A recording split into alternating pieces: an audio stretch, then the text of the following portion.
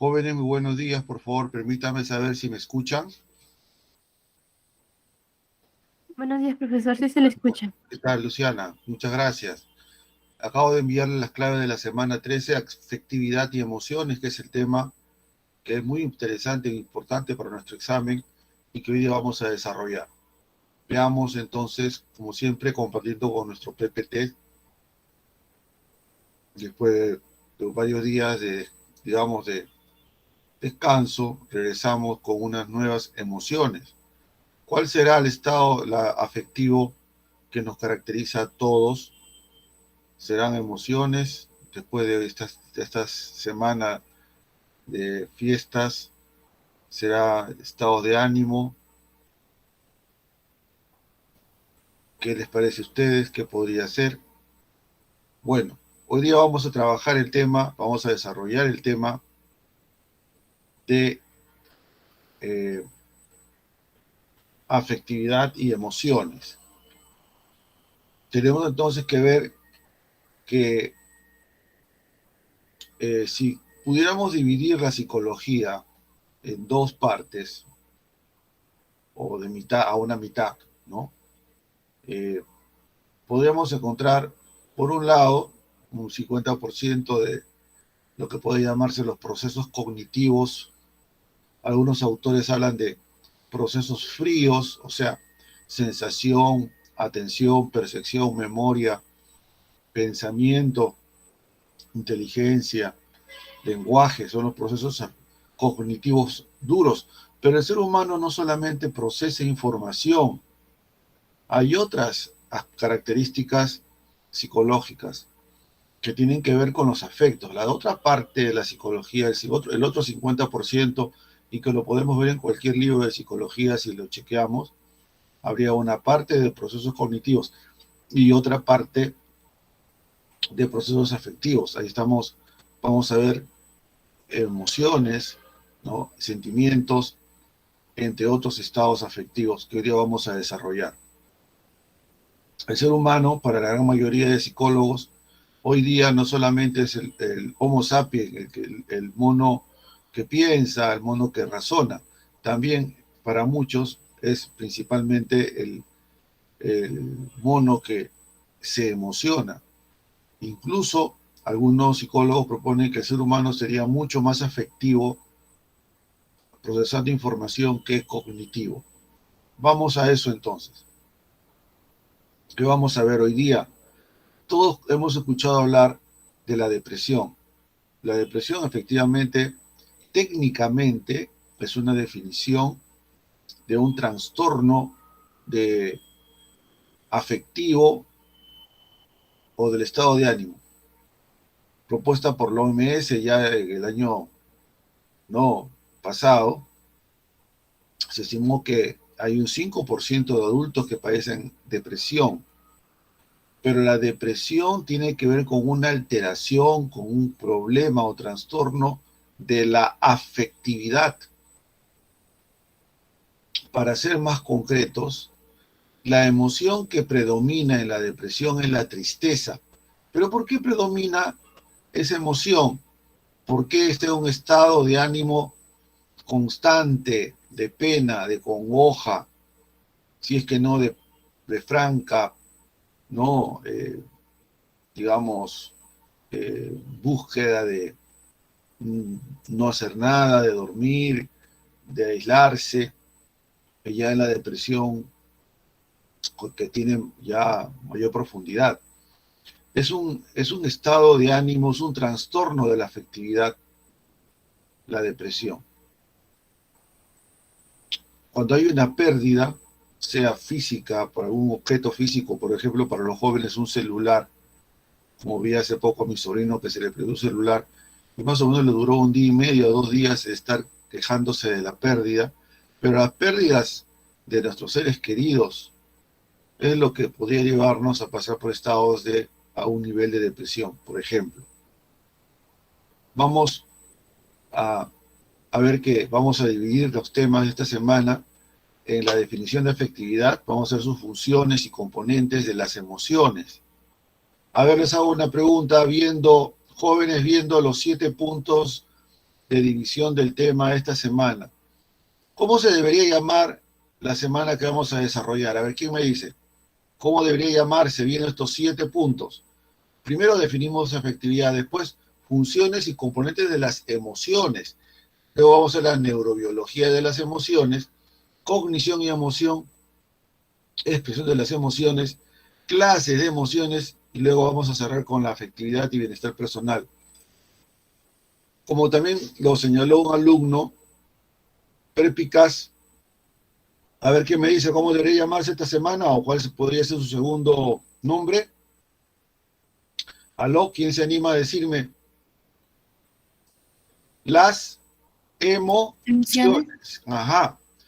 Las emociones, vamos a tomar las emociones como el estado o proceso afectivo típico, el que nos permite reconocer cómo es la afectividad humana. Estudiando las emociones, podemos responder a esa pregunta. ¿En qué consiste la afectividad? Bueno, las emociones tienen las características comunes de los estados afectivos. Por eso vamos a ver sus funciones, componentes, neurobiología, entre otros. Comencemos por la definición de afectividad. Es un conjunto de reacciones que tienen valencia, es decir, pueden ser calificadas como agradable o desagradable en intensidad y que también puede ser baja o alta. Es decir, es un conjunto, dice, de reacciones. Reacciones principalmente de tipo fisiológicas. Como vamos a ver en la emoción, el estado afectivo que nos va a permitir reconocer los estados afectivos, no es el proceso afectivo más estudiado también, más ampliamente estudiado, pero también por su importancia. Pero vamos a ver que la emoción tiene que ver con reacciones fisiológicas rápidas e intensas, por ejemplo. Cuando nos emocionamos, nos sonrojamos. Cuando cruzo una calle y aparece un carro de un chofer medio loco que casi nos atropella, se nos pone los pelos de punta, la piel de gallina del susto. Y cuando viene la mototaxi asesina que viene hacia nosotros, está a pocos metros de nosotros, ¿qué sucede cuando vemos ese cuadro? Aparece una emoción que nos hace no evitar esa moto asesina. Damos un salto, caminamos apresurados, miramos dónde nos podemos poner y evitamos al loco que está en el volante de esa mototaxi asesina. La emoción, por la reacción que me permite mi estado emocional de reaccionar con rapidez y firmeza, hace que haga esas cosas, que no lo haría si no tuviera esa emoción.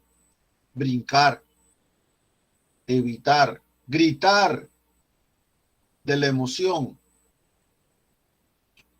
Entonces, se caracteriza la afectividad por un conjunto de reacciones que movilizan de manera muy clara el sistema nervioso central y principalmente el sistema nervioso periférico, particularmente en las zonas del sistema nervioso, ¿no?, autónomo, en el subsistema, ¿no?, del sistema nervioso autónomo, parasimpático y simpático.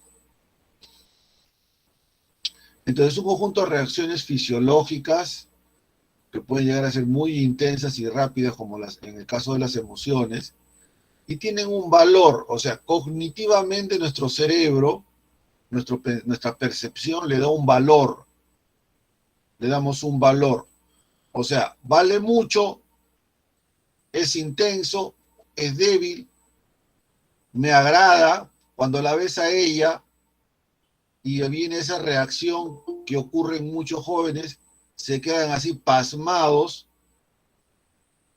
como paralizados. Ahí está la emoción. es quizás excesivamente agradable a tal punto que es controlable para tus emociones, no la puedes controlar. Intensa como para paralizarte, y es lo que todo joven se pregunta, pero ¿por qué me pasa a mí cuando la veo a ella o ella cuando lo ve al simpático, ¿no? Le das un valor a esa reacción fisiológica. Es agradable, desagradable. Cuando escuchas tu grupo de rock o tu grupo musical preferido, hay un estado, hay un valor agradable. Si eres seguidor, más todavía. Y que puede ser intenso, ¿no? O puede durar mucho tiempo también. Entonces, ¿qué tipos de afectos tenemos? Tipos de estados afectivos, emociones, y en el examen nos van a preguntar sobre emoción, sentimiento, estado de ánimo y pasión. Son diferentes, tienen características diferentes. El prototipo, el que nos permite estudiar a fondo, es la emoción, pero también reconocemos a los demás. ¿En qué se diferencian? La emoción se caracteriza por ser rápida e intensa. Cuando nos emocionamos, hacemos cosas increíbles. Somos capaces, si nos asustamos, cruzas una calle y aparece un sujeto mal encarado y que crees que es un ladrón. Y tú dices, pero estoy con mis tarjetas y estoy con mi celular. Eres capaz de correr, de saltar un muro, de hacer cosas increíbles que no harías sin ese estado emocional, porque durante segundos y minutos y de manera intensa y en corto tiempo, tienen corta duración, produce reacciones fisiológicas, aumenta la adrenalina, aumenta los latidos cardíacos, sube la presión arterial, la retina se agranda, nuestra capacidad pulmonar se amplifica. Por eso Darwin, que estudió a fondo la emoción, como también los psicólogos actuales, reconocen que la emoción y los estados afectivos nos permiten una adaptación al medio ambiente ante los potenciales peligros, por ejemplo. Hoy día un asalto, evitar un accidente, entre otros. Pero cuando ocurre que cruzo una calle y aparece un perro pitbull que me quiere morder, ¿por qué pasan los días y me acuerdo de una parte de ese hecho? Cuando mi mente procesa la emoción y pasa a mi memoria, ese hecho emocional pasa a mi memoria y predomina lo cognitivo, predomina lo que personalmente yo hago relevante de ese evento emocional, pasa a mi amígdala cerebral y ahora tiene más de cognición que de reacción fisiológica y se vuelve sentimiento. Por lo tanto, un sentimiento es lo que queda de la emoción, es lo que evalúo de la reacción emocional. Ya pasó el momento en que ahora te controlas, ya la ves, como en esta pareja, obviamente ya de jóvenes ya avanzados, ¿no? Él y ella ya no reaccionan emocionalmente, solamente se ven y están ahí mirándose pasmados, ¿no? Ahora ¿no? Hay estados afectivos estables. Basta con que te acuerdes de ella, ¿no? No son tan intensas como las emociones, pero pueden llegar a ser bastante fuertes en algunas, como por ejemplo cuando recuerdas al ser amado, y por lo tanto dura mucho más que las emociones. Puede durar muchos meses los sentimientos, hasta años. Y predomina la parte cognitiva que nos permite lo subjetivo, o sea, cómo lo interpreto yo personalmente. Cada persona subjetivo viene del sujeto, cómo cada sujeto ha evaluado la emoción que ahora la ha procesado y está en su memoria y se vuelve sentimiento. Acá podemos responder algunas preguntas con esto. Por ejemplo, ¿qué valoramos más en una relación interpersonal? ¿La emoción o los sentimientos? Es más importante en una relación interpersonal, por ejemplo, de amistad. ¿Y por qué las buenas amistades son, claro, las buenas amistades, mi mejor amigo lo es, porque he compartido momentos que siguen presentes en mi memoria, que son significativos para mí, por eso es mi mejor amigo, por eso son mis amigos, porque tengo ya sentimiento, no solo emoción. Ahora, cuando estamos mucho tiempo bajo una emoción o bastante cercanos a sentimientos, producto de algunas circunstancias, por ejemplo, de pérdida, de situación problemática, y pensamos y retomamos una y otra vez alguna emoción y sentimiento, pareciera que ese sentimiento o emoción tiñe todo nuestro comportamiento, tiñe toda nuestra mente, le colorea todo nuestro verbo, nuestra percepción, todo lo vemos de ese color. Si el lunes estuvimos contentos, el martes también, el miércoles también estuviste contento y el de remate el jueves estuviste contento, ¿cómo vas a estar el día viernes? ¿Cuál es tu estado de ánimo el día viernes? ¿Vas a estar triste? ¿Sí o no? No, lo más seguro es que tengas un estado de ánimo también cercano a la alegría. Se te va a ver en la cara muchos días de estar contento, o muchos días de estar molesto, o muchos días de estar renegando. Entonces ves todo de ese color. El estado de ánimo es como que la emoción se estira más de lo que debería, apoyado de repente por algún sentimiento que por ahí le da un poco más de estirón de tiempo, en el tiempo, se prolonga y podemos estar con un estado de ánimo. Por ejemplo, ¿cuál es el estado de ánimo de un ingresante? Cuando te enteras que ingresas, hay una emoción, mira, saltas hasta el techo. Yo he visto eso, yo lo vi que saltaban una y otra vez. Yo levité, sentí que levitaba, es un decir, ¿no? Pero es que como que yo sentí eso, pues. ¿Y cuál fue el estado de ánimo de todos los ingresantes la semana que vino? Mira, nadie te va a sacar de tu rostro una sonrisa. Vas a estar con un estado de ánimo durante semanas de contento y de expectante, de expectativa. O sea, percibes todo ya de que yo ingresé. No es tan intenso el estado de ánimo como la emoción, ni es tan, digamos, evaluativo como el sentimiento, pero marca todo el comportamiento y toda la percepción, digamos, ¿no? Y la pasión es el extremo de la emoción. Cada emoción tiene su extremo. La alegría tiene sus extremos en la algarabía, ¿no? Completa. La pena o la emoción de tristeza tiene su extremo, ¿no? Que puede llegar a la depresión. El enojo tiene su pasión en la ira. Entonces, cada emoción tiene su extremo, que son las pasiones. Acá deberían ir junto emoción y pasión. Cada emoción tiene sus extremos, que son las pasiones, que son las emociones más intensas y las que duran más.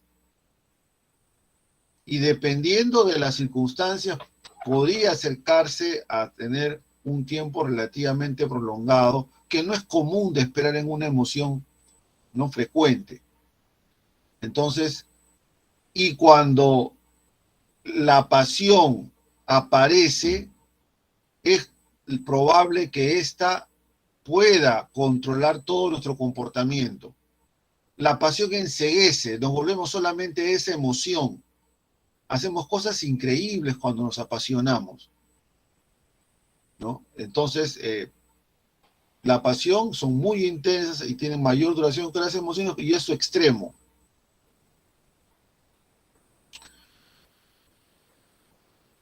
¿Qué funciones tiene la emoción?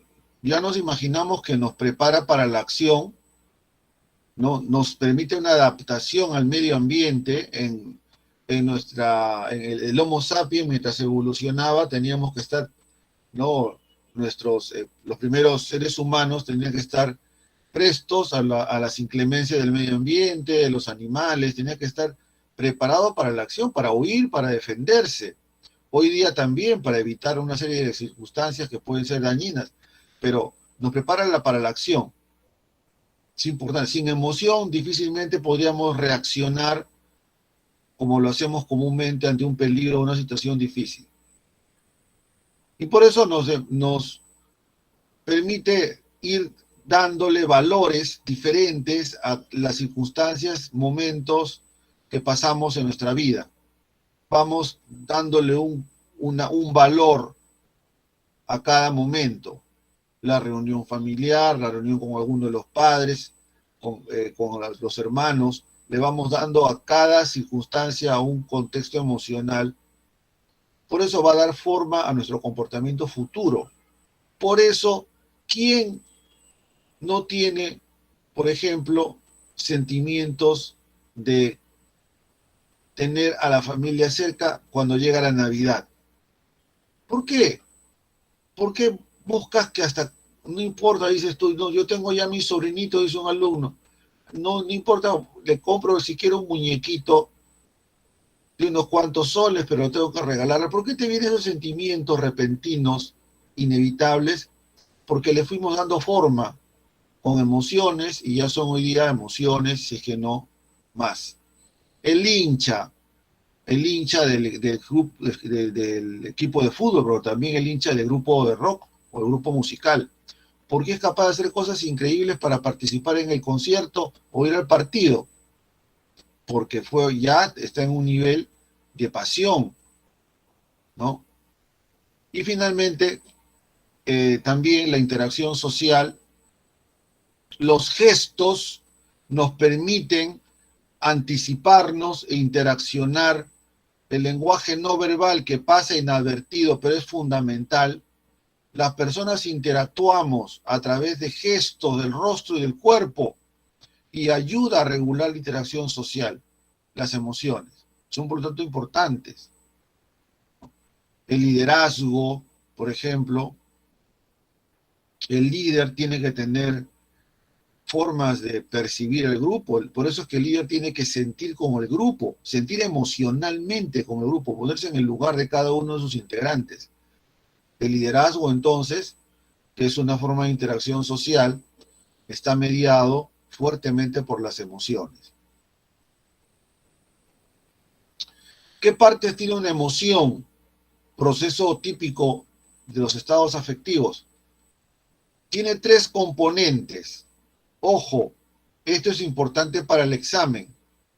Componente subjetivo de sujeto, lo que el propio sujeto percibe o siente, o sea, la parte interna, lo que sucede dentro del cerebro o en el cerebro, sí, la psique de cada sujeto es algo subjetivo. Lo conductual es lo que vemos, lo que percibimos, es la conducta observable, es lo conductual.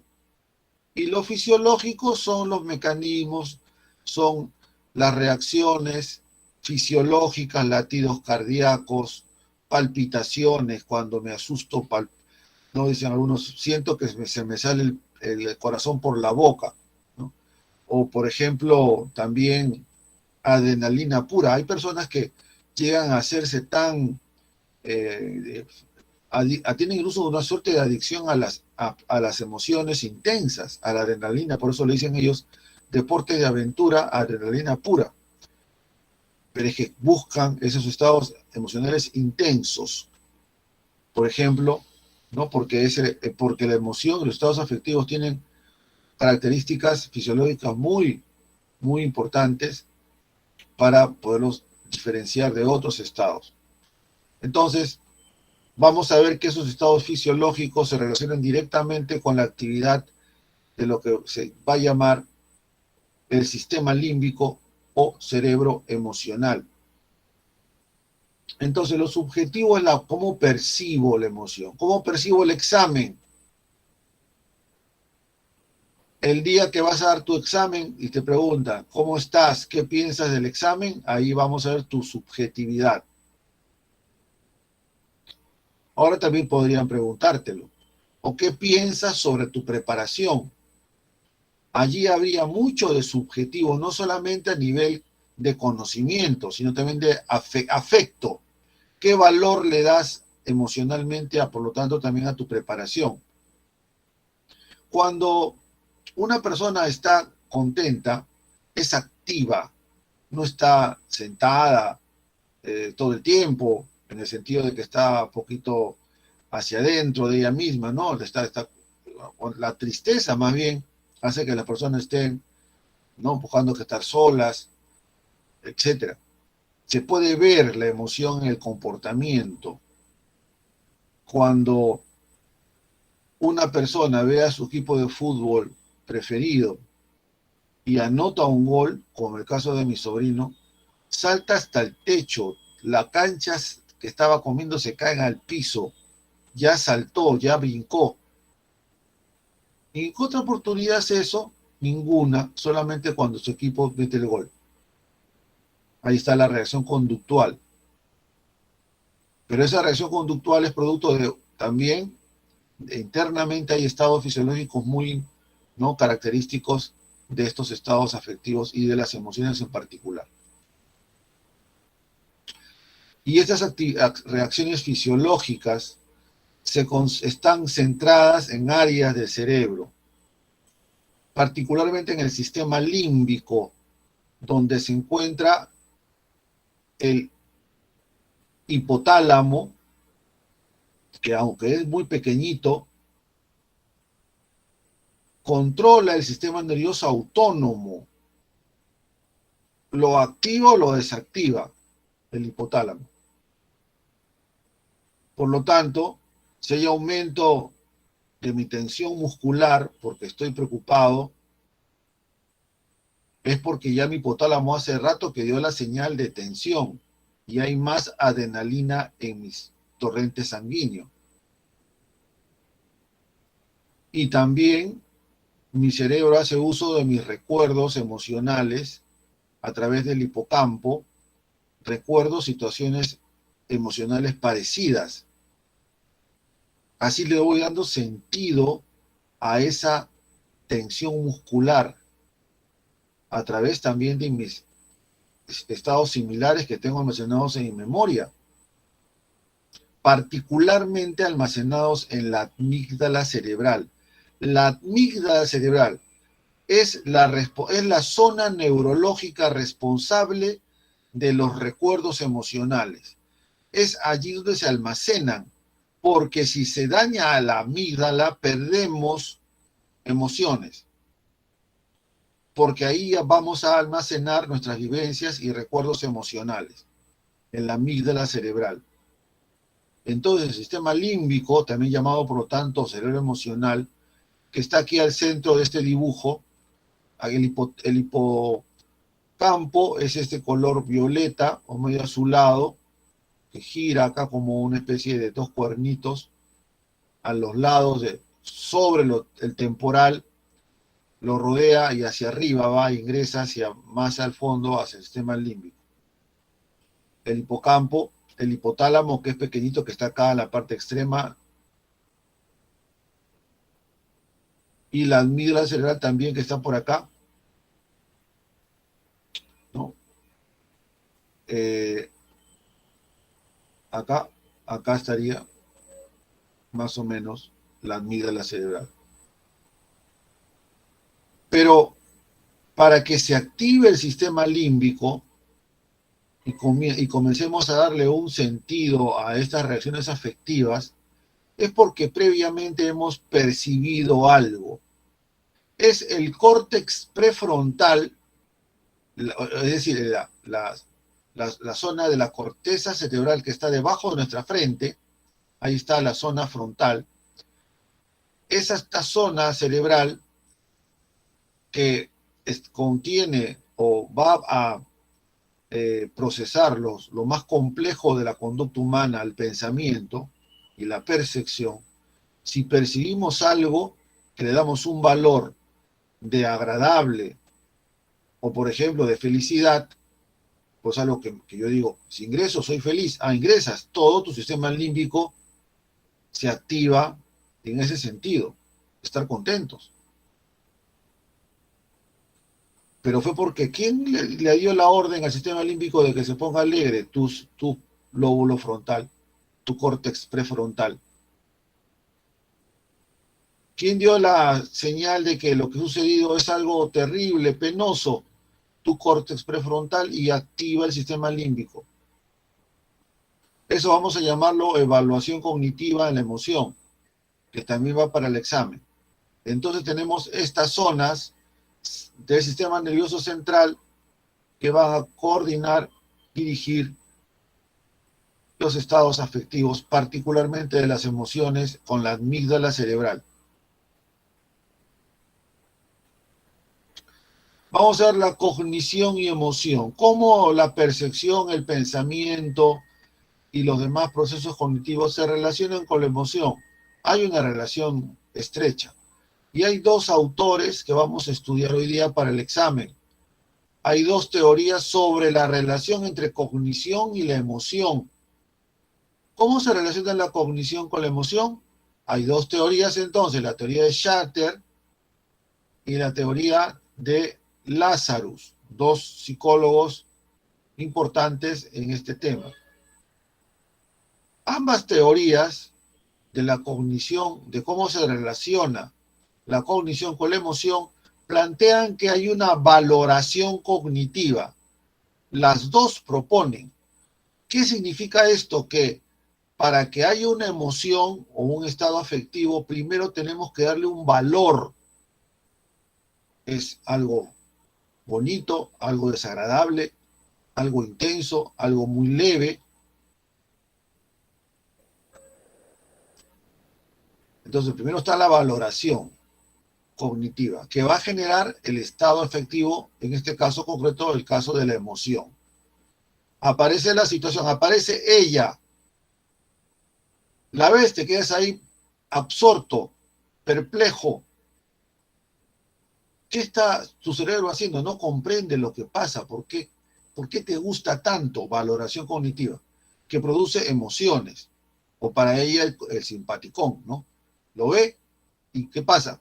Se sonroja, palpitaciones. ¿Qué sucede? Ah, tu cerebro está actuando, dándole un valor, y ocurre en estados afectivos, que hemos dicho son básicamente reacciones físicas y otras. Entonces, ¿cuál es la diferencia entre ambos autores? Los dos autores que vamos a revisar están de acuerdo con que hay una valoración cognitiva para que aparezca la emoción. La diferencia está en cómo es esa valoración cognitiva. Para Shatter, una vez que se da la situación, el estímulo, aparece ella o aparece él, ¿no? Para Shatter habrían dos valoraciones. Shatter pone mucha atención en cómo valoramos nuestras reacciones fisiológicas. ¿Por qué hay personas que ven un insecto y son capaces de saltar y suben a una mesa, saltan a una silla, dan un brinco increíble? Cuando la persona que tiene miedo a los insectos siente que su corazón comienza a palpitar intensamente, se inicia el proceso, o es parte del proceso de valoración. La percepción de los cambios fisiológicos tienen un valor importante para Shatter en la aparición de la emoción o el estado afectivo respectivo. Tenemos que valorar, darle una interpretación a lo que ocurre con mi reacción fisiológica, palpitación del corazón, aumento de la temperatura, me sonrojo, ¿no? Aumento de mi respiración, a tal punto que se puede paralizar del asombro. Valoro esa reacción fisiológica. Y también valoro el propio hecho o situación que está ocurriendo, en términos estrictamente de pensamiento y de percepción. Entonces, se valora el hecho en términos de pensamiento, es bueno, malo, agradable, desagradable, y también lo que ocurre con mi cuerpo, con mi reacción fisiológica. Estas dos valoraciones se suman para dar la aparición a una emoción respectiva. ¿Cómo podemos encontrar esto en la realidad?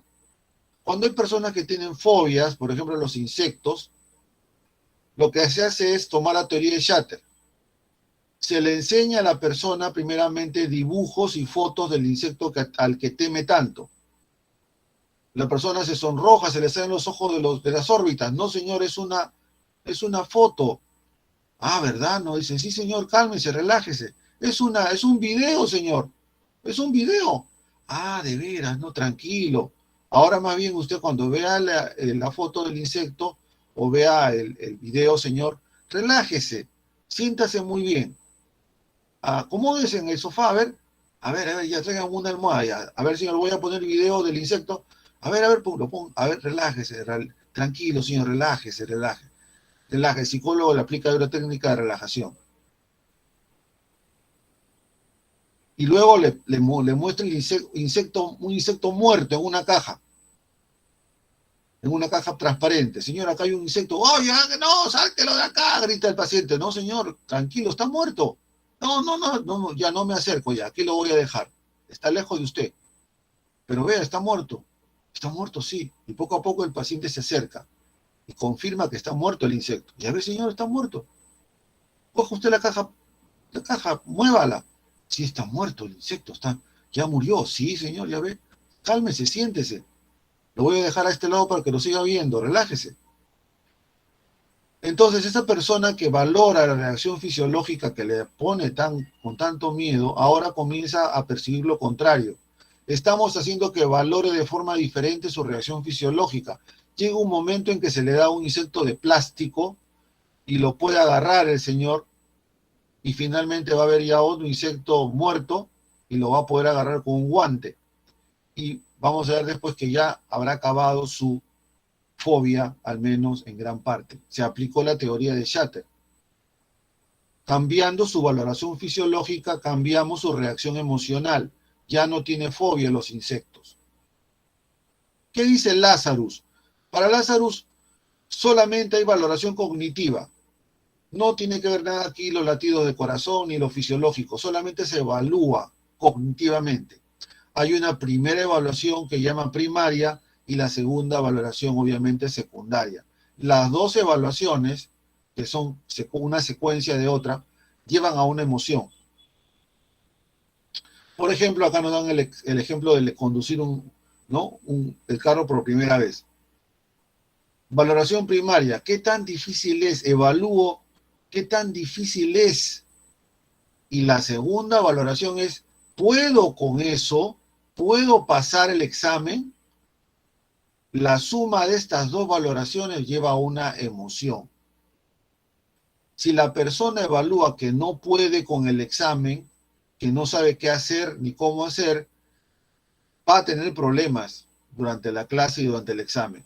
No lo va a pasar seguramente porque evalúa que no puede. ¿Por qué hay personas que se salvan en la película El Titanic? ¿Por qué hay algunas que llegan a salvarse y otras que fallecen?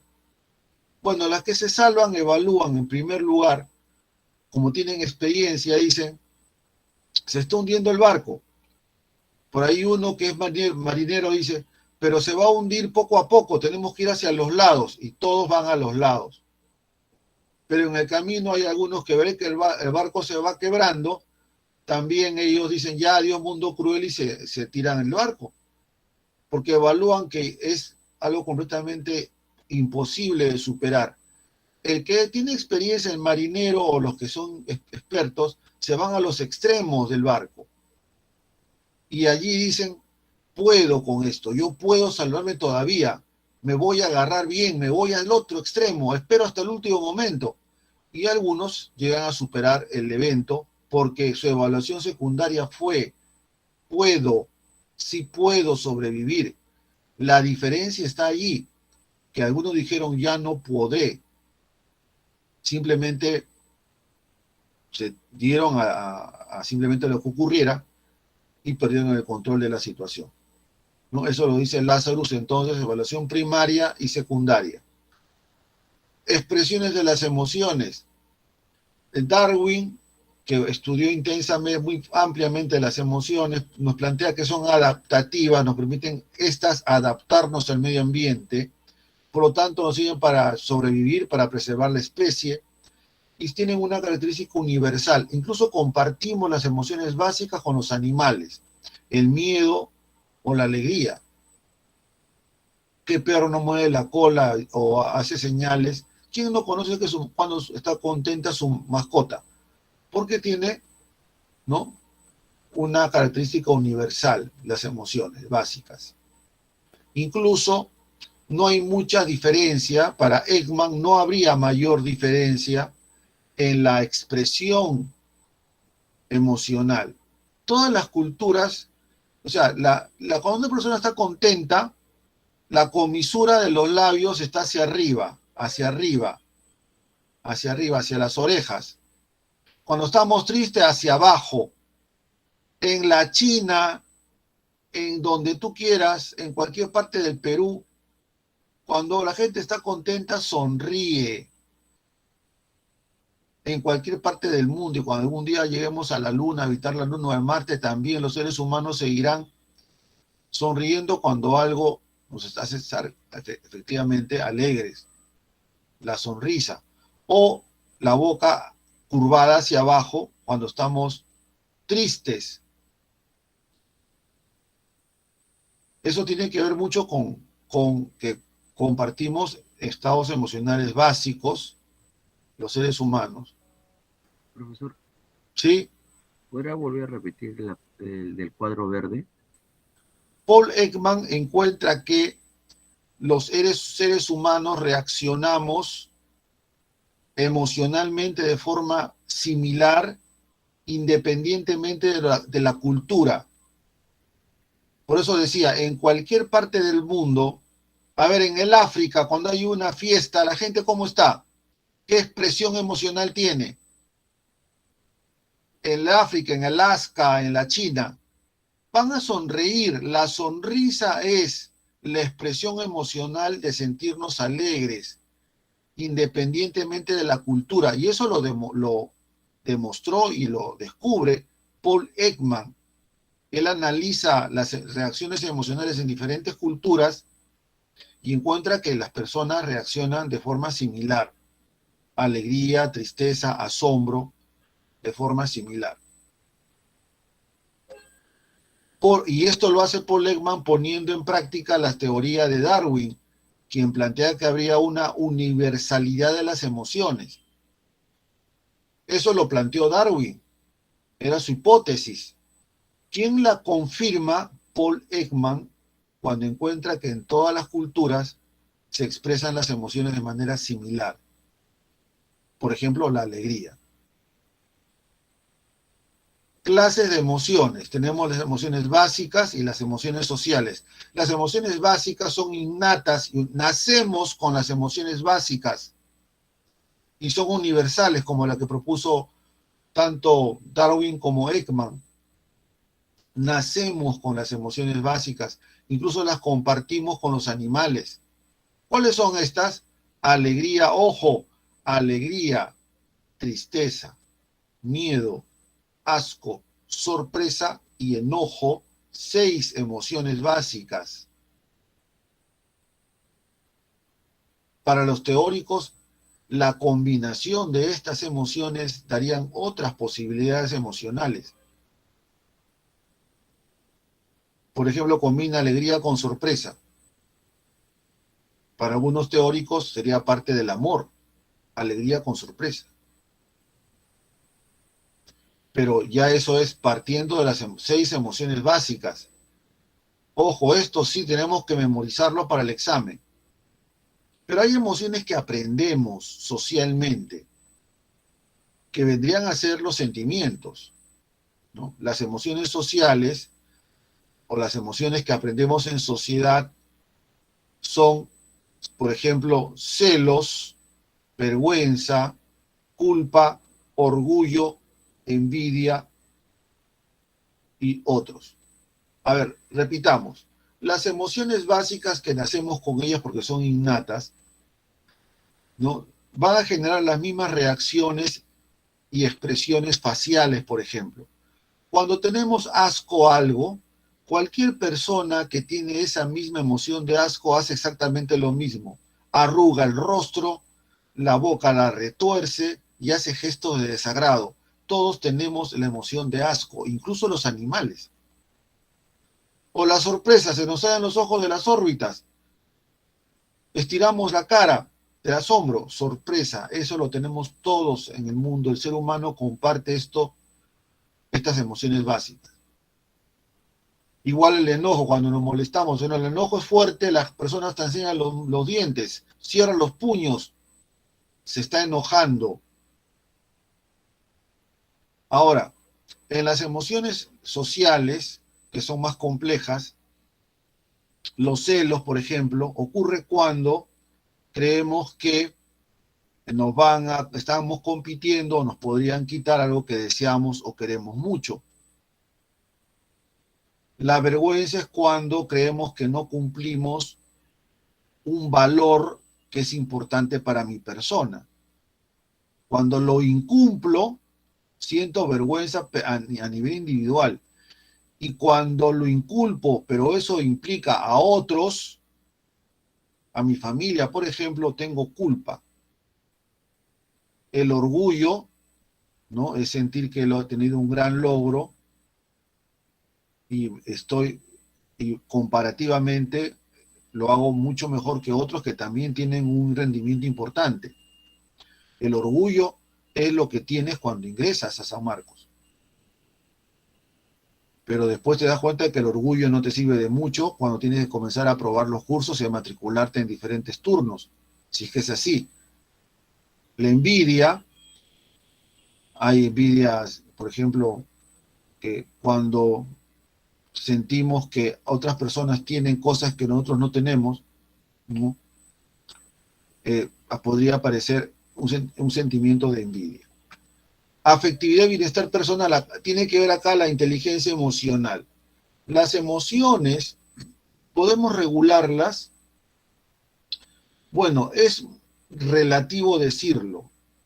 Cuando se habla de autorregulación, nos están hablando de adaptabilidad, de autodominio, de confiabilidad, de innovación y escrupulosidad.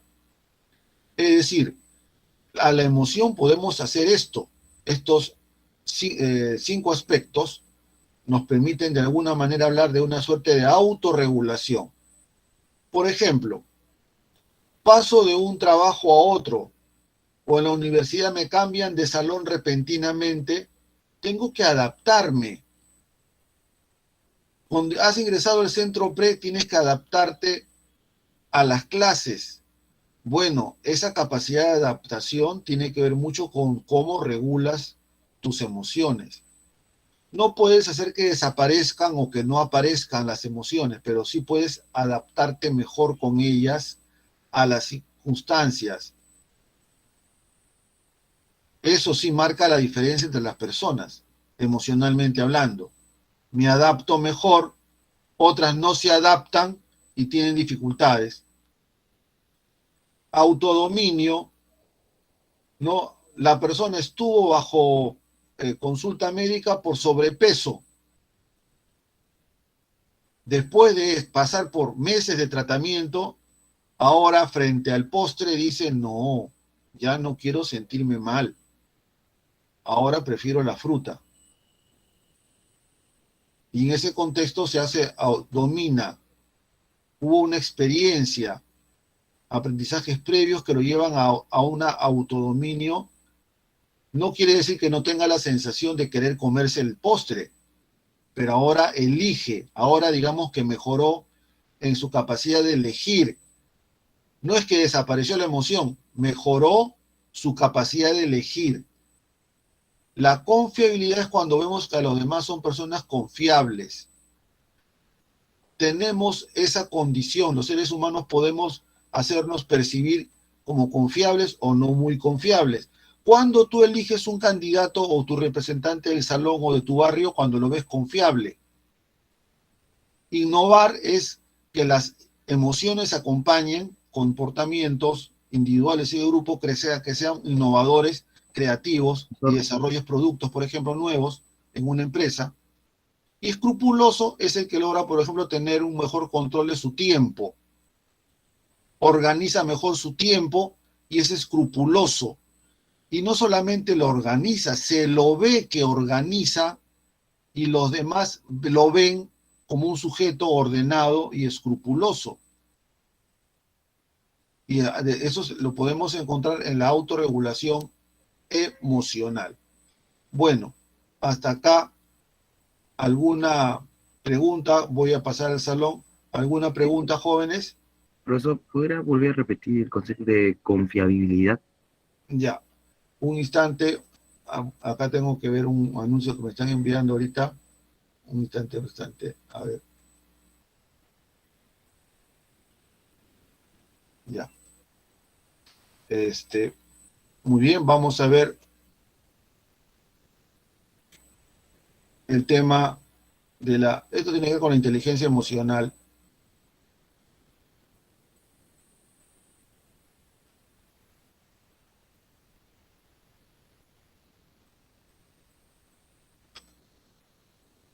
Bien, entonces, hablamos de adaptabilidad, autodominio. ¿Me decías cuál, alumno? La confiabilidad. La confiabilidad tiene que ver más con una forma de comportamiento social, pero que parte de un manejo o de un aprendizaje de tus emociones. O sea, por ejemplo, una persona es confiable cuando no miente y los demás también la ven como que no miente, es franco, es transparente. Los demás ocultan cosas, esta persona no, más bien las muestra. La confiabilidad es un estado emocional y también es una suerte de percepción de la interacción social, porque cuando yo me muestro transparente, estoy también diciendo a los demás, quisiera que también tú lo seas. O sea, así como yo te digo lo que pienso, también creo que tú lo puedes hacer. Y la otra persona, al verte que tú eres así de transparente, de alguna manera como se siente la situación también ser transparente. Por eso que las personas como que se incomodan cuando no pueden ser transparentes y tratan ¿no? de evitar eso, callan o dicen mejor nos vemos más tarde o conversamos después, porque les cuesta ser confiables, ser transparentes. Ser transparente, no mentir, es ser confiable, que implica de que tú tengas esa emoción a mano, quieras ser confiable, porque eso te hace sentir más seguro, y encuentras que incluso socialmente te da más seguridad, porque te hace ver mejor ante las personas, y las otras personas, ¿cómo van a resonar? También a ti te van a hacer decir las cosas así, de manera más confiable. Te van a engañar poco, te van a decir realmente lo que piensan y lo que sienten. Eso es la confiabilidad, es una forma de autorregulación emocional. ¿Por qué tiene esa forma? Porque combina una suerte de aprendizaje emocional personal y también tiene que ver con la interacción social que yo realizo en base a esa emoción. Un ejemplo, te insisto, es el ser transparente. Ahora dime, ¿es fácil ser transparente? No es sencillo. Peor aún de que se te vea así, se te vea transparente. Lo que la persona que logra ser transparente va a ganarse realmente de manera rápida la confianza de la gente y es lo que ocurre, ¿no? Es lo que debería tener como característica un líder, un profesional, un médico, un abogado, un político, lamentablemente hay poco de eso, ¿no? Confiabilidad. No sé si llegué a responder tu pregunta. Sí, profesor, ahora sí. Muchas gracias. Vamos ahora a ver unos ejemplos en el ejercicio 1. ¿Qué tenemos? A ver, tenemos, durante la clase de aritmética, el profesor pidió a los alumnos que guarden sus libros, cuadernos y celulares porque va a ir a tomar un examen. Al escuchar esto, Esmeralda palideció, experimentó una aceleración cardíaca y un repentino descenso de la temperatura corporal. En este caso estamos hablando del componente vinculado a las emociones. Hemos hablado de componentes, 13, subjetivo, el cognitivo y el fisiológico. perdón, el componente subjetivo cognitivo, el fisiológico y el conductual. Entonces, ¿qué componente tiene que ver con el palidecer, acelerar el latido cardíaco y baja temperatura con el componente fisiológico? Aquí la clave es C. Bien, jóvenes, muchas gracias. Como siempre, eh, eh, un gusto tenerlos. Nos vemos la siguiente reunión. Muchas felicidades y a estudiar. Hasta luego, profe. Hasta luego. Ya le dejé las claves al inicio. A ver si puedo enviarlas nuevamente. Ya. Les envío otra vez las claves. Ahora sí me despido, jóvenes. Felicidades.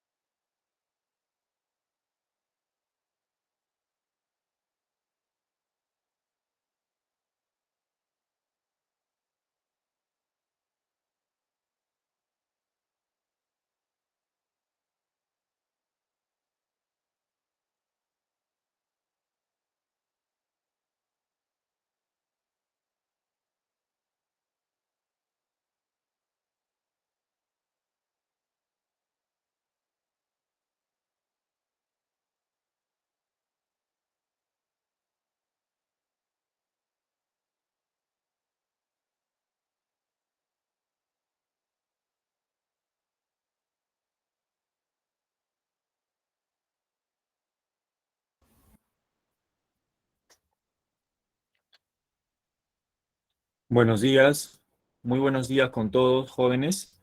Vamos a empezar nuestra clase de biología del día de hoy. Tuve unos inconvenientes a la hora de ingresar, pero ya estamos acá, ¿ok?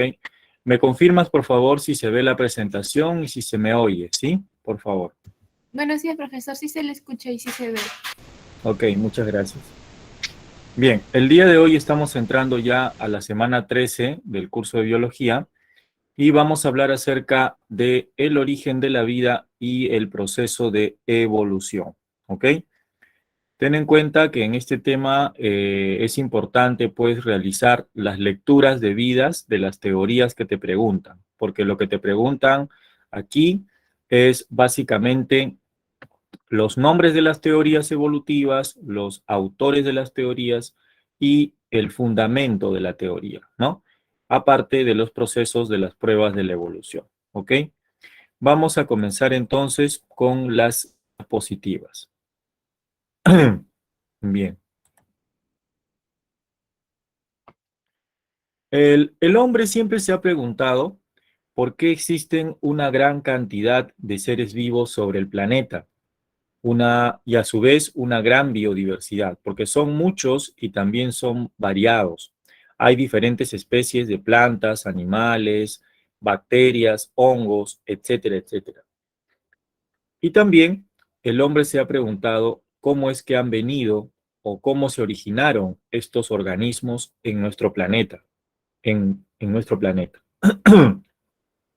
Y existen varias teorías que tratan de explicar justamente esto, ¿no? El proceso de biogénesis, o sea, el origen de la vida. Y una de ellas es la teoría de la generación espontánea, ¿no? Conocida, como vemos acá, como abiogénesis. Hace más de 2000 años, Aristóteles, que fue uno de los iniciadores de esta teoría, ¿no? Porque él pues tomó las ideas también de su maestro Platón, ¿de acuerdo? Hace más de 2000 años, Aristóteles pensó que la vida podría surgir espontáneamente a partir de material inerte. Habló sobre el principio activo que contienen las cosas y que de allí se tenía la capacidad de generar seres vivos. Él pensaba de que del barro, ¿no? De la carne en putrefacción, de la luz del sol, ¿no? En esos lugares había o habría un principio activo que podría dar origen a los seres vivos, ¿no? Entonces, esta teoría de la cual vamos a hablar ahorita es la teoría de la generación espontánea, ¿ya?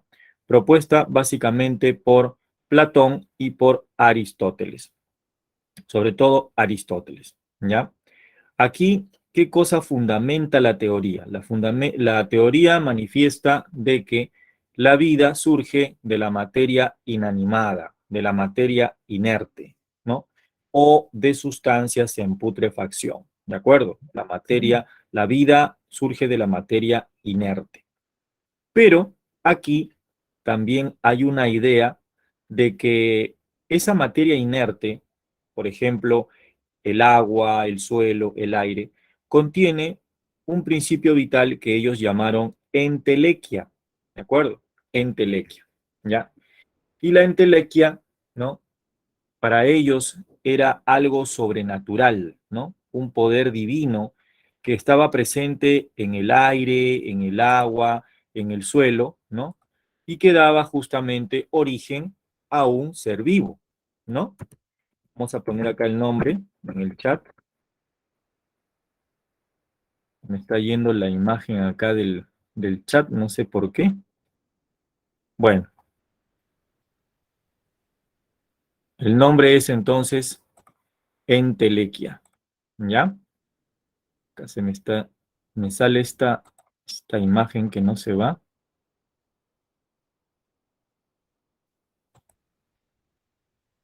Ya, ahora sí. ¿Ok? Bien.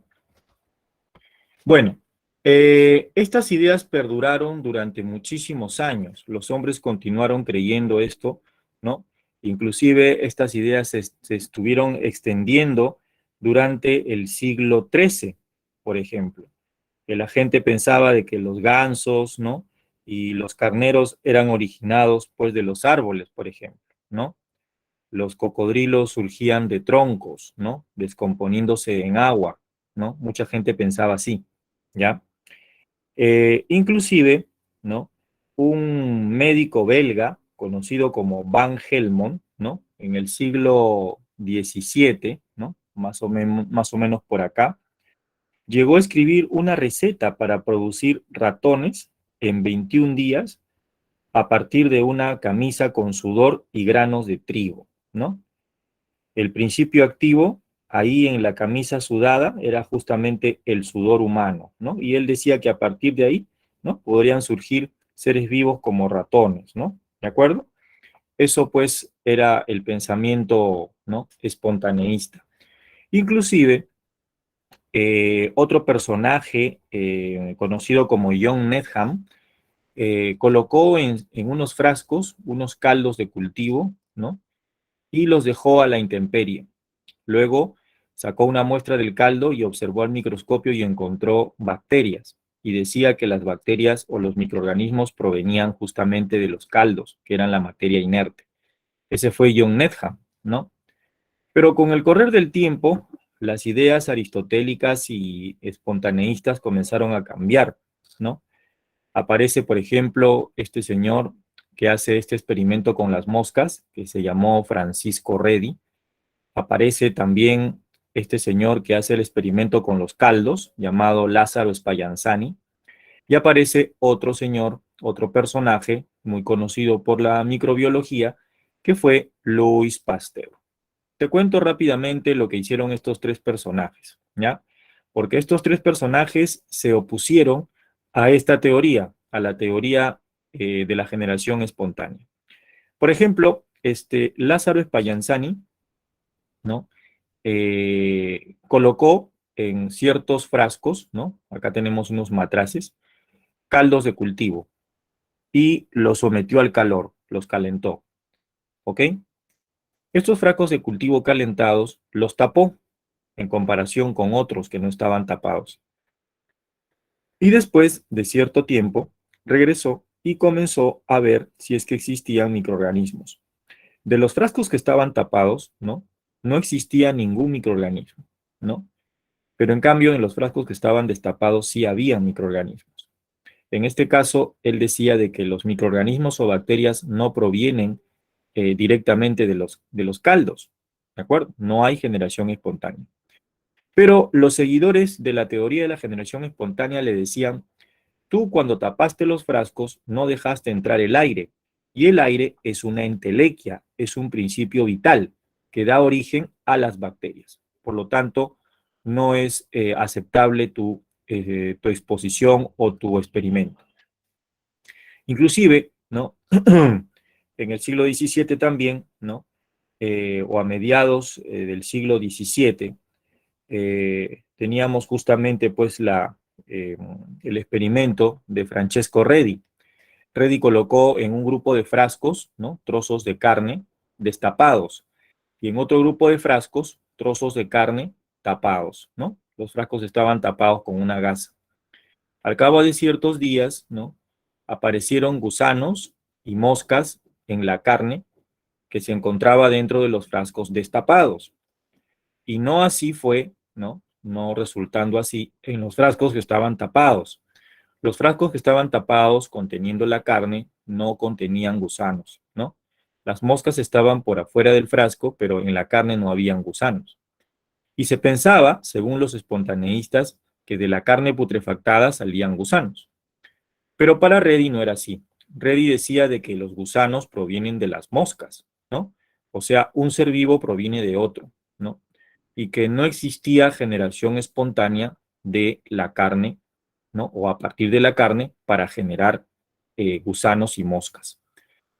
Pero los espontaneístas, igual que lo que le dijeron a Spallanzani, le dijeron a Redi, ¿no? Dijeron que él había tapado los frascos y al tapar los frascos pues no ingresaba aire, ¿no? Y el aire pues tenía que ingresar necesariamente porque era un principio vital pues que daba origen a los gusanos y las moscas, ¿no? Era eso lo que sostenían, ¿ya? Entonces, lamentablemente, las ideas de Francisco Redi, que eran muy buenas, no cobraron mucho valor, hasta que por fin viene, pues, en el año de 1860, más o menos, en el siglo XIX, este personaje muy conocido, que es Louis Pasteur, y con él prácticamente se derroca la teoría de la generación espontánea, ¿no? Él preparó en unos matraces, en unos matraces conocidos, en unos matraces conocidos como matraz cuello de cisne, preparó medios de cultivo, ¿no? Como si fueran una especie de calditos, ¿no?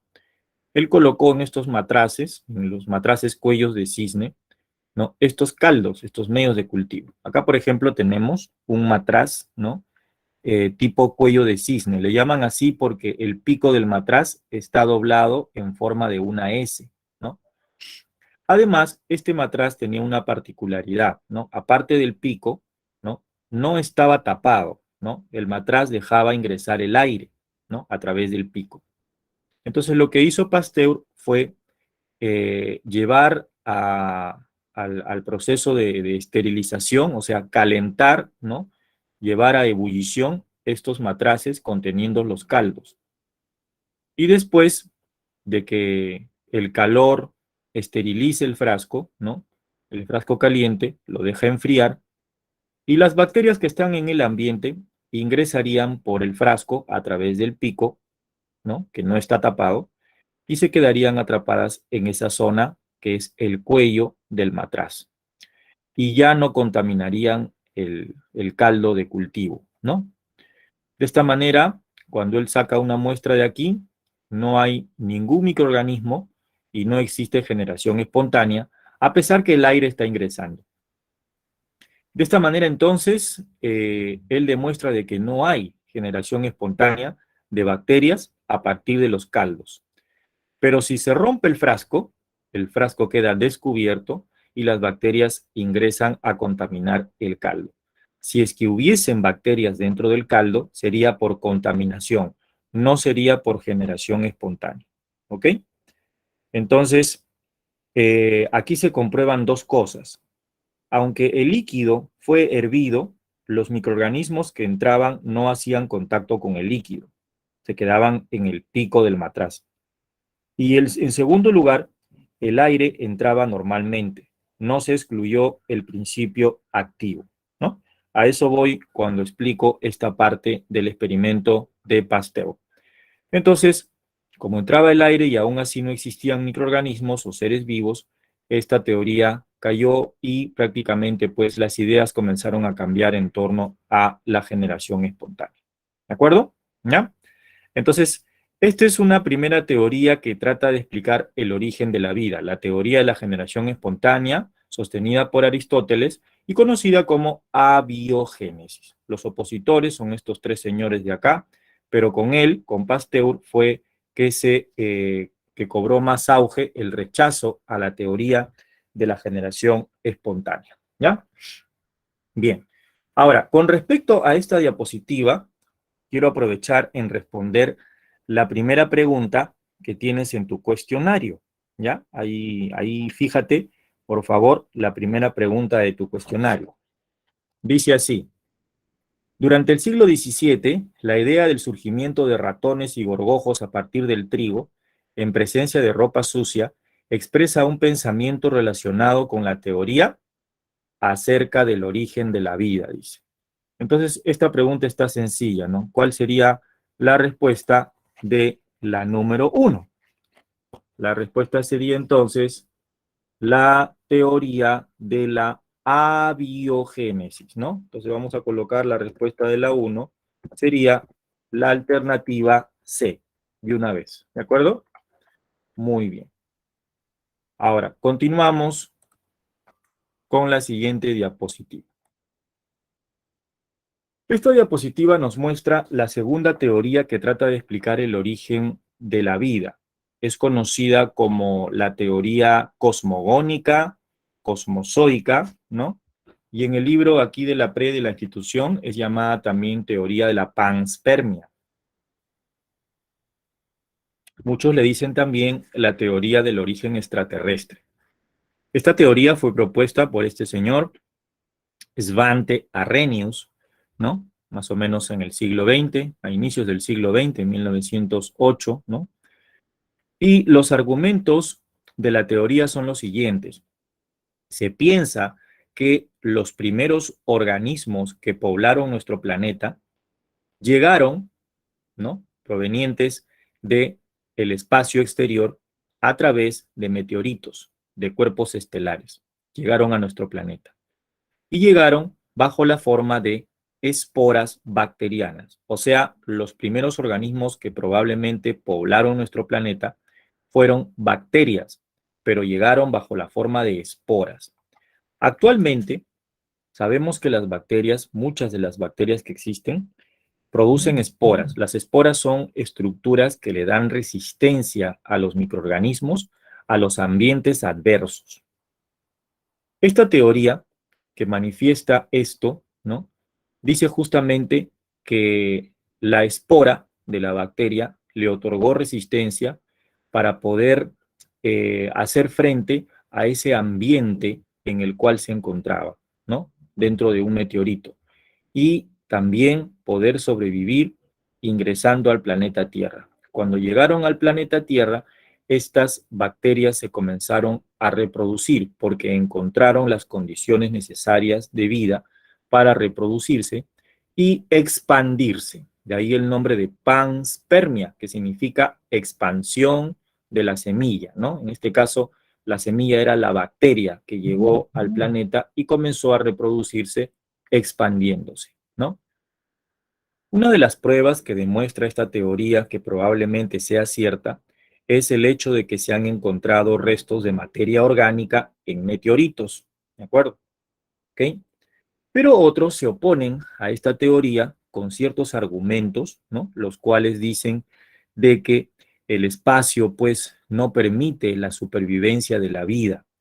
El ingreso de un cuerpo o de un organismo a la Tierra, ¿no? Produce una fricción por la atmósfera, ¿no? Y prácticamente ningún ser vivo, pues, podría soportar tales condiciones, ¿de acuerdo? ¿No? La atmósfera primitiva en formación es menos densa que la actual, ¿de acuerdo? Pero sin embargo, eh, como te decía, ¿no? Se argumenta esta teoría en base a las esporas, que son estructuras de resistencia, ¿no? De resistencia que probablemente pues le hayan otorgado esa facultad a estas bacterias para poder soportar esas inclemencias ambientales, ¿no? Entonces, esa es la teoría cosmogónica o de la panspermia, ¿ya? Llegaron los microorganismos a través de esporas bacterianas y se expandieron. ¿Ok? La otra teoría es la teoría quimiosintética, ¿no? Una de las teorías también que tratan de explicar el origen de la vida. Y esta teoría, la tercera y última que voy a comentar, es una de las teorías más aceptadas hasta la actualidad, más aceptadas hasta la actualidad. Esta teoría fue propuesta por el bioquímico ruso Alexander Oparin y el norteamericano John Haldane, ¿de acuerdo? Inclusive hay un librito, ¿no? Que lo venden en las librerías que se denomina justamente esto, ¿no? El origen de la vida, donde podemos leer y buscar información acerca de esta teoría, de este proceso de evolución biológica también, ¿ya? Aquí, por ejemplo, observamos la foto de este señor, de Alexander Oparin, y la foto de estos dos investigadores que comprobaron en el laboratorio, ¿no? Años más adelante, el experimento que hicieron para comprobar, pues, si la teoría de Oparin era justamente correcta y se podría dar. Fueron Stanley Miller y Harold Urey, ¿ya? Estos dos investigadores. Bien, pero ¿qué dice la teoría? ¿qué manifiesta la teoría quimiosintética? Dice que la Tierra, cuando pasó por su proceso de formación, ¿no? Involucró una serie de acontecimientos como grandes choques de rocas que comenzaron a liberar ciertos minerales y ciertos componentes químicos a la atmósfera primitiva. Estos componentes químicos en la atmósfera primitiva comenzaron a reaccionar y comenzaron a dar origen a ciertas moléculas, ¿no? Moléculas gaseosas que habían en aquel tiempo. Por ejemplo, vapor de agua, hidrógeno gaseoso, metano, amoníaco, ¿no? Y estas moléculas ya estaban formando parte de la atmósfera primitiva. Pero también existían depresiones, ¿no? Del suelo y formaciones rocosas, ¿no? Inclusive volcanes, ¿no? Existían ya la presencia de descargas eléctricas a través de rayos y tormentas, radiación ultravioleta, el sol, ¿no? Entonces, estos factores ambientales, me refiero pues a las elevadas temperaturas, ¿no? Que salían de las lavas volcánicas, me refiero a las descargas eléctricas, a la radiación ultravioleta, estos factores ambientales motivaron de que estos gases que estaban presentes en la atmósfera, me refiero al metano, al vapor de agua, al hidrógeno, al amoníaco, comiencen a reaccionar, ¿de acuerdo? ¿Ya? Y también se habla de que la Tierra pasó por un proceso de calentamiento y posteriormente por un proceso de enfriamiento. Muchos manifiestan de que debió de llover durante millones de años, ¿no? Y que a raíz de eso comenzaron a formarse las grandes masas de agua que existieron en aquel entonces, ¿no? Que aquí, según esta teoría, lo llaman el mar primitivo, el océano primitivo, ¿no? Y que se piensa que es justamente allí donde surgió la vida por primera vez, ¿ya? Entonces, estas moléculas de la atmósfera, ¿ya? Comenzaron a reaccionar en presencia de estos factores ambientales y comenzaron a dar origen a otras moléculas, pero aquí, en el mar primitivo. Estas moléculas que se comenzaron a generar en el mar primitivo, como vemos acá, ¿no? Permíteme aumentar o agrandar esta imagen un poquito. Esta imagen de acá, mira, ¿no? Vemos aquí que en el mar primitivo las moléculas comienzan a fusionarse, a interaccionar, a unirse, formando enlaces, ¿no? En presencia de agua, ¿de acuerdo? Y estas moléculas que se formaron al comienzo fueron moléculas orgánicas sencillas y posteriormente comenzaron a polimerizarse y a dar origen a moléculas orgánicas más complejas, como las macromoléculas, que tú has estudiado en tu tema de bioquímica, ¿no? Por ejemplo, para formar proteínas, ¿qué necesitamos? Aminoácidos. Entonces, primero se formaron aminoácidos. Para formar polisacáridos, ¿qué necesitamos? Glucosas, monosacáridos. Para formar grasas o lípidos, ¿qué necesitamos? Necesitamos ácidos grasos, alcoholes, ¿no es cierto? Entonces, eso es supuestamente lo que probablemente haya ocurrido en el mar primitivo de aquel entonces. A la atmósfera primitiva la denominaron atmósfera reductora, porque existían este tipo de gases que te menciono acá, pero no había oxígeno, ¿de acuerdo? Y al mar primitivo, que vemos acá, lo llamaron caldo primitivo, ¿de acuerdo? ¿Ya? Entonces, como dice acá, ¿no? Esta teoría supone que en el océano primitivo surgieron moléculas imprescindibles para la vida por evolución química. A continuación, se dio una evolución prebiótica en la que se formaron polímeros de estas moléculas, o sea, estas moléculas sencillas se comenzaron a unir, ¿no es cierto? ¿Ya? Entonces, dieron origen ya a moléculas con la capacidad de poder replicarse más adelante. Por ejemplo, ya comenzaron a surgir moléculas de ácidos nucleicos, ADN, ARN, ¿no? Con la capacidad de poder autorreplicarse también. Y en un momento determinado de este proceso evolutivo químico, ¿no? Comenzaron a surgir las enzimas. Y cuando ya comienzan a surgir las enzimas, ya hay reacciones catabólicas, catalíticas en presencia de agua y las macromoléculas se comienzan a fusionar y se comienzan a formar pues ya asociaciones supramoleculares, ¿no? Por ejemplo, los coacervados, ¿no? Lo voy a escribir por acá. Los coacervados. Los coacervados. Los coacervados eran agregados, asociaciones supramoleculares, ¿no? Que se formaron en el mar primitivo de aquella época, ¿no? Y que surgen de la asociación de macromoléculas. Estos coacervados comenzaron a replicarse en los océanos primitivos y con el tiempo comenzaron a desarrollar ciertas estructuras internas, ¿no? ¿De acuerdo? Y se transformaron en los primeros organismos unicelulares, que vienen a ser los procariotas. Y luego estos evolucionaron y dieron origen a los eucariotas. Probablemente por ahí surgieron algas unicelulares o protozoarios, y así fue la evolución del proceso de formación de los seres vivos en el mar primitivo. ¿Ok? Bien, entonces, esta teoría menciona de que los seres vivos aparecen en la Tierra por un proceso de cambios químicos o evolución química. ¿A partir de qué? A partir de átomos, luego de moléculas y macromoléculas. Como te decía, ¿no? Stanley Miller y Harold Urey en el laboratorio hicieron un experimento. Aquí lo tenemos, ¿no? Miller y Urey fueron los que, digamos, llevaron a la práctica este experimento, ¿no? Para demostrar, pues, que sí existe el proceso de cambio químico, ¿no? Y aquí lo tenemos. Armaron un equipo, ¿no? A ver, ¿dónde está esto?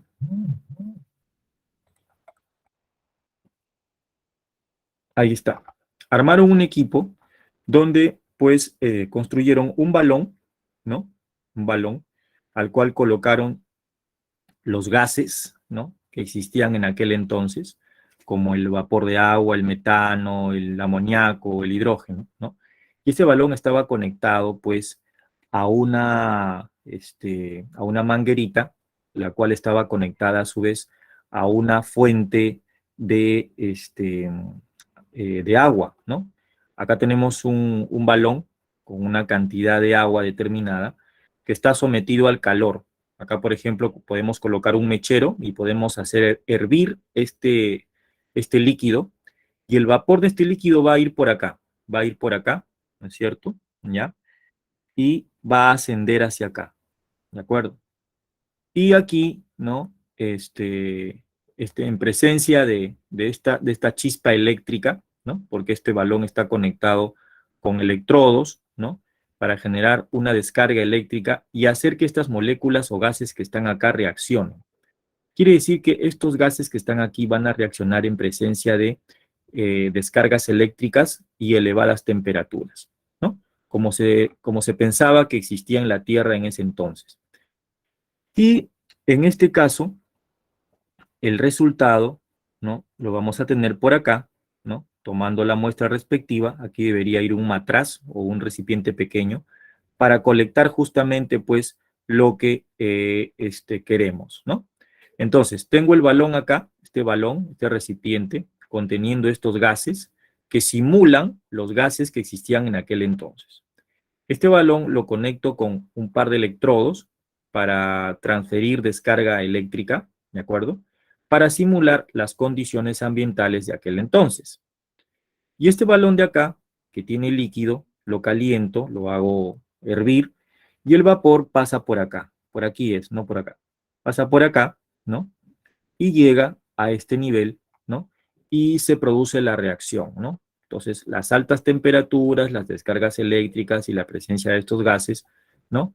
Comienzan a reaccionar y hacer de que el producto salga por acá y se colecte por esta toma de muestra que hay acá. Entonces, este experimento permitió obtener, en este caso, algunas moléculas orgánicas como aminoácidos, y más adelante se logró sintetizar urea en el laboratorio también. Entonces, ellos comprueban efectivamente que a partir de moléculas inorgánicas se pueden fabricar moléculas orgánicas simples o sencillas, ¿no? Y con esto comprueban de que sí, efectivamente, probablemente, esta teoría pues sea cierta y la más aceptable, ¿ya? Entonces, estas son las tres teorías que tratan de explicar el origen de la vida, ¿ya?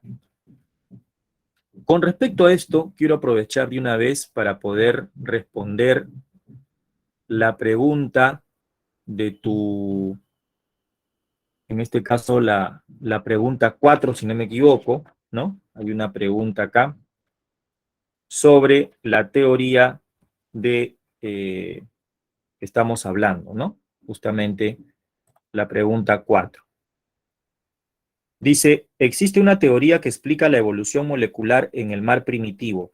La siguiente imagen representa un proceso de polimerización donde a partir de moléculas simples se forman moléculas complejas, ¿no? Y vemos una imagen ahí, ¿ya? En el cuestionario, donde a partir de agua y de moléculas inorgánicas surgen moléculas orgánicas simples y luego complejas, y luego se forman los coacervados, ¿no? Entonces la respuesta es bien sencilla. Es una secuencia que corresponde a la teoría de la quimiosintética, ¿no es cierto? Entonces la pregunta 4 que tenemos en nuestro cuestionario, la respuesta va a ser la alternativa D, ¿ya? Vamos a colocar acá la respuesta. Esa es la respuesta de la pregunta 4, ¿no? La alternativa D, ¿ok? Bien, y continuamos.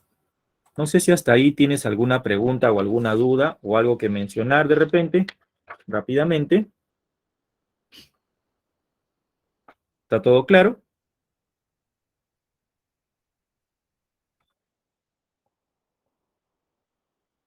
Bueno, si no hay ningún comentario, entonces continuamos. Ahora vamos a ver las teorías del proceso evolutivo, ¿ya? Primero vamos a comentar lo siguiente. Cuando nosotros hablamos de evolución, ¿a qué nos referimos básicamente? ¿Qué cosa es evolución? ¿Qué se entiende por evolución? La evolución en realidad es un proceso de cambio que se da en las especies de seres vivos a través del tiempo, que ocasiona, ¿no?, la presencia o el surgimiento de nuevas especies. Eso es evolución. Y para que se den estos cambios, actualmente con todo el conocimiento que tenemos, tienen que haber cambios genéticos, porque los genes son los que gobiernan los caracteres. En las épocas antiguas, donde comienzan a nacer estas teorías evolutivas, todavía no se conocía la genética como ciencia, pero ya se tenía una idea acerca del proceso de cambio evolutivo. Y es justamente lo que vamos a comentar, ¿ya? Aquí hay 4 teorías que te van a preguntar. La teoría de la herencia de los caracteres adquiridos, la teoría de la selección natural, ¿no? No es del origen de las especies, sino de la teoría de la selección natural, la teoría mutacionista y la teoría sintética o moderna de la evolución. Son 4 teorías. Vamos a empezar con la teoría de la herencia de caracteres adquiridos, ¿ya? Que fue sostenida por este científico, ¿no? Conocido como Lamarck, ¿no? Su nombre completo fue Jean-Baptiste Pierre-Antoine de Monnet, caballero de Lamarck, ¿no? Este señor vivió más o menos en el siglo XVIII y parte del siglo XIX, ¿ya? Y se inició en ciencias naturales como botánico y luego como zoólogo. Y es justamente como zoólogo es donde llevó a cabo sus trabajos más reconocidos, ¿ya? Fue uno de los primeros en proponer un mecanismo para la evolución, ¿ya? A él le llamó mucho la atención las diferentes variedades de formas que tenían los fósiles encontrados, ¿no? Los fósiles más antiguos solían ser más sencillos, mientras que los más recientes eran más complejos y se parecían más a los organismos actuales. Por eso, a finales del siglo XVIII, Lamarck se fue convenciendo de que las especies no habían sido creadas una sola vez y para siempre, porque ese era el pensamiento antiguo, ¿no? De que las especies habían sido creadas, que tenían un origen divino. Él decía, no, ¿no? Las especies no han sido creadas una sola vez y para siempre, ¿no? Las especies han evolucionado de modo gradual a través del tiempo por medio de procesos naturales que hay que explicar, que hay que investigar. Eso decía Lamarck. Entonces, en una conferencia que él realizó en el siglo XIX, 1800, él señala públicamente que todas las especies están sujetas a cambios, ¿ya? Y sus planteamientos o ideas, ¿no? Las ideas de Lamarck son conocidas con el nombre de transformismo. Y su obra más reconocida, ¿no? Que fue publicada en 1809, fue la famosa obra conocida como Filosofía Zoológica, ¿ya? Pero, ¿cuál es la hipótesis que plantea él y que te pueden preguntar, ¿no? Él plantea la siguiente hipótesis. Él menciona de que una gran modificación o un cambio en el ambiente de una especie animal podría dar como resultado la necesidad de un cambio en esa especie. O sea, cambia el ambiente y cambia la especie. Para dar mayor sustento a sus ideas, él formuló dos leyes: la ley del uso y desuso y la ley de la herencia de los caracteres adquiridos. En la ley del uso y desuso, él decía lo siguiente: en todo animal, el uso frecuente de un órgano lo hace desarrollar poco a poco, es decir, la necesidad crea al órgano. Pero la falta constante de uso de un órgano lo debilita gradualmente, el órgano se atrofia y acaba por desaparecer. Por ejemplo, en la evolución del cuello de las jirafas, como vemos acá, ¿no? Voy a agrandar un poco la imagen y veo aquí, ¿no?, cómo es que esta jirafita, su cuello va creciendo. Él decía de que los ancestros de las jirafas tenían el cuello corto y que eran animales que se alimentaban, pues, de vegetales que estaban o crecían al ras del suelo. Pero hubo un cambio ambiental y esa vegetación desapareció y apareció otra vegetación, ¿no?, que tenía las hojas más altas, ¿no?, y que estaban en las copas de los árboles. Entonces los animalitos, ¿no?, jirafas, ¿no?, ancestrales, tuvieron que estirar su cuello a diario para poder alcanzar el alimento que se encontraba en la parte alta de los árboles, que eran las hojas que ellos comían. Estiraban el cuello para alcanzar las hojas más altas, ¿ok? Y seguían estirándolo hasta que su cuello se volvió progresivamente más largo, como dice acá, ¿ok? Entonces él dice allá, la necesidad crea al órgano. La jirafa usa bastante veces el cuello y el cuello desarrolla.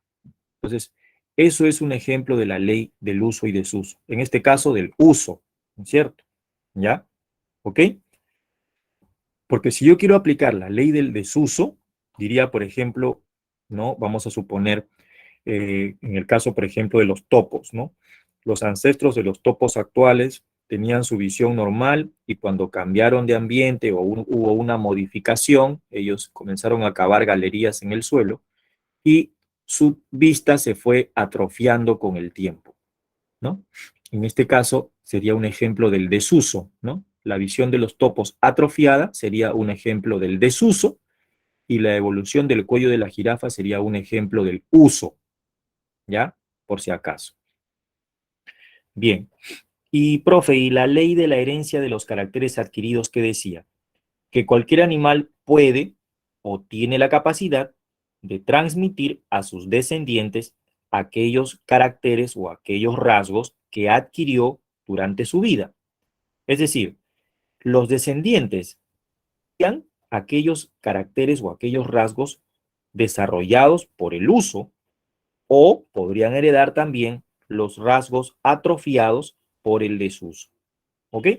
Entonces, esa es la explicación más que todo general que te da Lamarck acerca de la teoría. Como vemos entonces, para Lamarck, la naturaleza actúa como un factor determinante en el desarrollo o desaparición progresiva de los órganos, ¿ya? Este señor plantea, por si acaso, una evolución lineal. ¿Qué significa eso? Una evolución lineal, una evolución gradual ascendente.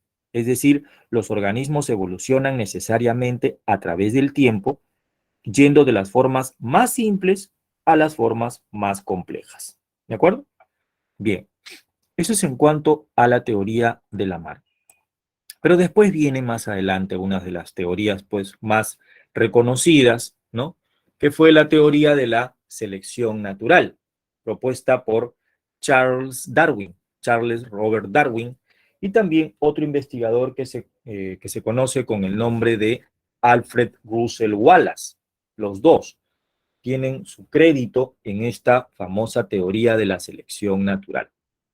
Te explico rápidamente en qué consiste esta teoría, ¿ya? Esta teoría manifiesta básicamente, de manera general, que los organismos se adaptan a su ambiente. Así el ambiente cambie, pues los organismos se adaptan y los mejores adaptados son los que sobreviven y tienen la capacidad de reproducirse y generar descendencia. Y las características que ellos adquieren en su proceso de adaptación, esas características favorables, son transmitidas a las siguientes generaciones, para que los siguientes seres vivos de las siguientes generaciones se sigan adaptando, adaptando y permaneciendo en el ecosistema. De esa manera la especie continúa. ¿Me dejo entender?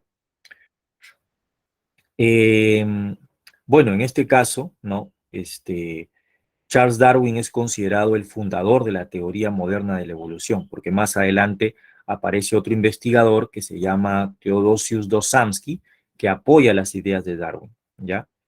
Charles Darwin fue hijo y nieto de médicos, ¿no? Por eso lo hicieron estudiar medicina en la universidad, pero no acabó la carrera y lo abandonó. Luego estudió para clérigo, ¿no? Y se graduó, pero tampoco le atrajo mucho la teología. Lo que a él le apasionaba era el estudio de la naturaleza y le agradaba pues salir de excursión por las colinas, observar plantas, animales, recolectar especímenes y analizar pues sus estructuras. Cuando Darwin tenía 22 años, Inglaterra atravesaba por una etapa de expansionismo mercantil y el gobierno británico decidió mandar un barquito llamado el Beagle, ¿no? A una expedición de investigación. ¿Hacia dónde? Hacia las costas de Sudamérica y luego alrededor del mundo. ¿Con qué objetivo?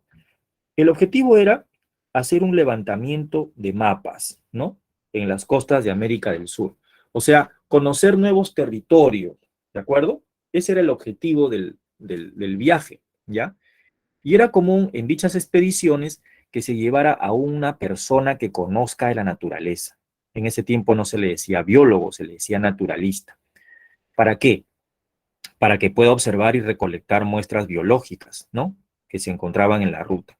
Entonces, esta noticia le cayó como anillo al dedo a Darwin y fue así que él ingresó a este barquito como un naturalista gracias a una recomendación que tuvo de su amigo, el profesor de la universidad.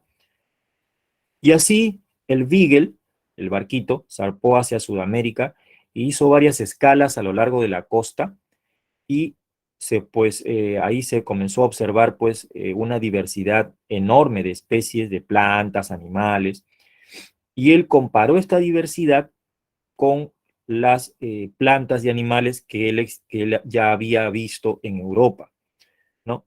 Además encontró fósiles de grandes mamíferos en las costas de Sudamérica, ¿no? Pasó por las Islas Galápagos, ¿no?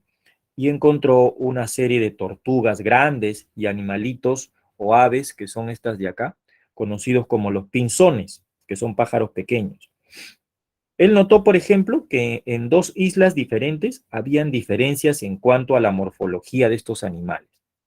Él decía, por ejemplo, se preguntaba, ¿no? Decía, ¿acaso las diferencias morfológicas en estos animales eran causadas por la separación de islas, ¿no?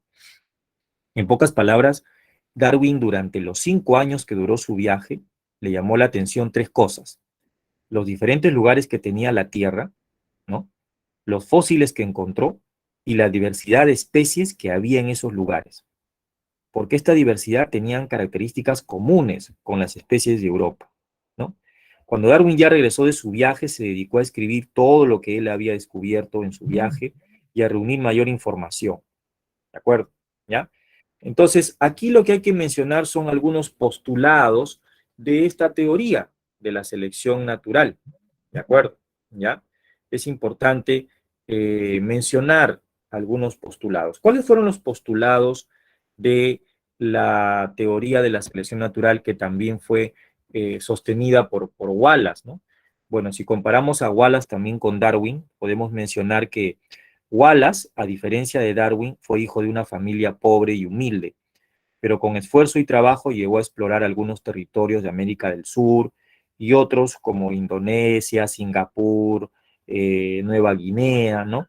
Y quedó también asombrado de la biodiversidad, ¿ok? Inclusive en 1858 planteó su teoría de la selección natural escribiéndole a Darwin sobre las ideas que él había tenido, ¿ya? Pero el trabajo de Wallace fue corto. Él señalaba el valor de la lucha por la existencia en el mundo animal y planteaba que todas las especies, que todas las especies, el número de individuos tiende a aumentar rápidamente, ¿no? Eso es lo que planteaba, ¿ya? ¿Cuáles serían los postulados de esta teoría, ¿no? Que es justamente la que se acepta muchas veces hasta la actualidad, ¿no? ¿De acuerdo? Primero, la variabilidad de organismos. Darwin no solo se dio cuenta que habían diferencias entre una especie y otra, sino que también observó que había variabilidad de características entre individuos, ¿no? Que eran de la misma especie, ¿de acuerdo? Y además sostuvo que dicha variabilidad se transmitía a la siguiente generación. ¿Pero cómo? ¿De qué manera? Al azar. En ese tiempo no se conocía, como te digo, nada sobre los genes, ¿de acuerdo? ¿Ya? Entonces, esa es una idea, la variabilidad. Otra idea u otro postulado es la lucha por la supervivencia. ¿Cómo hace un individuo de una especie cualquiera para sobrevivir en su medio? ¿Cómo hace? Esto tiene que incluir, pues, el tipo de alimentación, la reproducción, la protección, el metabolismo, ¿no?